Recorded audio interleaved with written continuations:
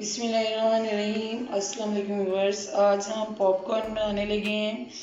तो ये जो कॉर्न है बाज़ार से इजीली मिल जाते हैं। तो इसको हम स्टार्ट करते हैं बनाना।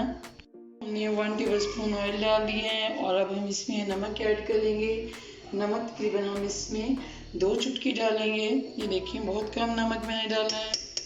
तो अब हम इसको लो फ्लेम पे बना रहे हैं, बहुत ही हल्की फ्लेम पे बनाएंगे। ऑयल और नमक जो है हमारा गर्म हो रहा है। ऑयल हमारा गर्म हो चुका है, तो अब हम इसमें डाल देते हैं। तो ये मैंने डाल दिए, ऊपर ढक्कन दे दिया है और इसको लो फ्लेम पे हम इसी तरह पड़े रहने देंगे तकरीबन 2-3 मिनट। देखिए हमारे पॉपकॉर्न जो है सारे रेडी हो चुके हैं। पॉपकॉर्न हमारे रेडी हैं और ये बहुत ही जल्दी बने हैं। तकरीबन इनको बनने में 5 मिनट लगे हैं। 5 मिनट हमने ढक्कन ऊपर से बिल्कुल नहीं उठाया और 5 मिनट के बाद हमने देखा है। तो ये लो फ्लेम पे बनाना है। अगर आप इसको हाई फ्लेम पे बनाएंगे तो फिर ये अच्छी तरह फूलेंगे नहीं।